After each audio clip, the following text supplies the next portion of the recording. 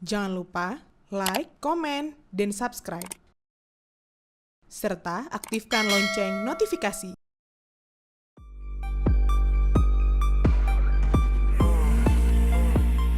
Tangis Marlina Yanti pecah beberapa kali di ruang virtual sidang.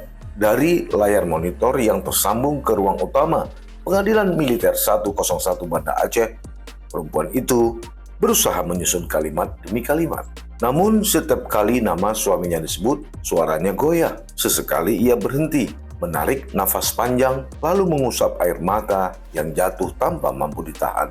Di hadapan majelis hakim, Marlina bukan sekedar memberi kesaksian tentang malam berdarah yang merenggut nyawa suaminya M. Nasir Ismail. Dia juga membawa luka yang hingga kini masih hidup di rumah mereka di Alulim, Kota Luxmawe. Luka itu, kata dia, terutama membekas pada anak mereka yang menyaksikan langsung detik-detik sang ayah ditembak. Saya rakyat biasa, saya mohon yang seadil-adilnya. Begitu Marlina lirih dalam sidang pemeriksaan saksi Selasa 19 Mei 2026 lalu. Kalimat itu meluncur pelan, tapi terdengar berat di ruang sidang. Suasana mendadak menjadi hening.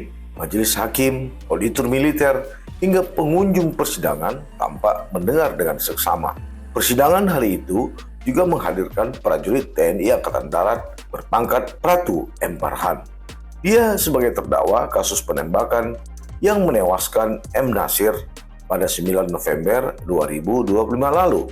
Farhan duduk di kursi didampingi penasihat hukum Dr. Masyar Saadi SHMA dan sidang dipimpin Ketua Majelis Hakim Letnan Kolonel CHK Arif Sudipya, sementara auditor militer Letnan Kolonel CHK Jarkasi bertindak sebagai penuntut. Selain Marlina, majelis juga memeriksa Bustamam, tetangga korban. Keduanya memberikan kesaksian secara virtual, sedangkan terdakwa hadir langsung di ruang persidangan. Namun perhatian siang itu lebih banyak tertuju kepada Marlina. Dengan suara bergetar, ia berkali-kali mengisahkan perubahan sikap anaknya sejak tragedi penembakan tersebut. Anak saya sampai sekarang masih trauma karena melihat ayahnya ditembak, kata Marlina. Dia bilang, kenapa ayah ditembak? Kadang dia juga bilang, mau balas dendam. Kalimat itu meluncur pelan, seolah menyimpan beban panjang dan trauma yang belum selesai. Menurut Marlina, tidak berhenti pada malam ketika suaminya tewas. Peristiwa itu juga hidup dalam ingatan anak-anak mereka. Marlina mengaku sebenarnya telah mencoba memaafkan terdakwa secara pribadi, namun baginya proses hukum tetap harus berjalan secara adil.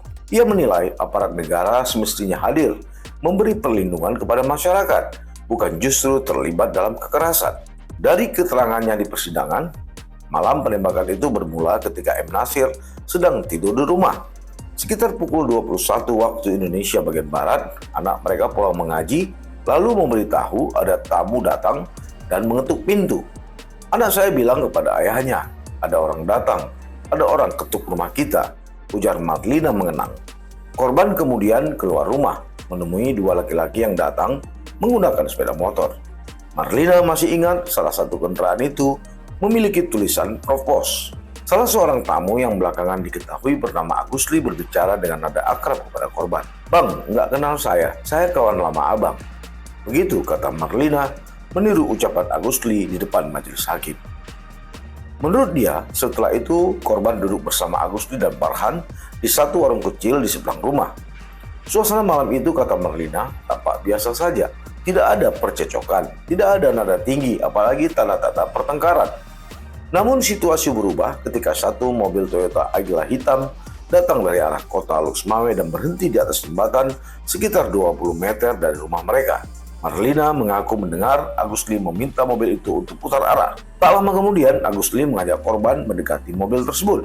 Perempuan itu mengatakan suaminya berjalan paling belakang menuju kendaraan, sementara Agusli dan Farhan berada di depan korban. Dari kejauhan, Marlina masih memperhatikan gerak-gerik mereka. Saya lihat suami sudah angkat tangan, katanya. Beberapa detik kemudian, dua letusan terdengar memecah malam. Dia langsung berlari ke sana. Ternyata suaminya sudah terkapar, bersimbah darah dan tidak bernyawa. Di lokasi itulah, kata dia, tubuh M. Nasir tergeletak bersimbah darah. Marlina mengaku sempat melihat pistol terselip di tubuh Agus Lee yang tertutup baju. Namun setelah tembakan terdengar, fokusnya hanya tertuju pada suaminya yang terkapar di tanah. Saya tidak fokus lagi melihat para terdakwa setelah penembakan, karena saya fokus kepada suami, tuturnya. Meski demikian, Marlina menduga Farhan memiliki keterlibatan dalam peristiwa tersebut. Dugaan itu, kata dia, diperkuat ucapan Agus Lee yang sempat terdengar saat proses reka ulang. Menurut Marlina, malam itu merupakan kali pertama suaminya bertemu Agus Lee. Dia tidak mengetahui adanya persoalan sebelumnya antara korban dan lelaki tersebut. Kesaksian serupa juga disampaikan Bustama, tetangga korban yang berada tidak jauh dari lokasi kejadian malam itu. Ia mengaku melihat korban bersama Agus Lee dan seorang laki-laki sebelum penembakan terjadi. Namun ia tidak mendengar jelas percakapan mereka. Bustama mengatakan sempat mendengar pembicaraan mengenai uang 30 juta rupiah yang disebut salah kirim. Ia juga melihat Agus Lee mendekati mobil yang datang lalu mengajak korban menghampiri kendaraan tersebut. Menurut dia, korban sempat mengangkat tangan sebelum 2 kali letusan terdengar dari lokasi yang gelap. Setelah suara tembakan, suasana mendadak kacau. Orang-orang yang sebelumnya berada di lokasi langsung menghilang. Tak lama berselang, warga berdatangan ke lokasi dan mencoba menolong korban. Namun M. Nasir diduga telah meninggal dunia di tempat. Di akhir persidangan, Ketua Majelis Hakim Letnan Kolonel CHK Arief Sudipya menyampaikan permintaan maaf kepada keluarga korban atas perbuatan terdakwa. Kami dari institusi TNI AD mohon maaf atas perbuatan terdakwa. Namun kami pastikan proses hukum akan tetap berjalan, kata dia. Auditor militer Letkol CHK Jarkasih juga menyampaikan bela sungkawa kepada keluarga korban. Saya mengucapkan bela sungkawa atas kejadian ini, ujar dia. Namun bagi Marlina, persidangan itu tampaknya belum cukup menghapus bayangan malam ketika 2 letusan senjata api merenggut suaminya di depan rumah mereka sendiri. Trauma itu masih tersisa di ingatan seorang istri, terutama pada seorang anak yang hingga kini terus bertanya, mengapa ayahnya ditembak?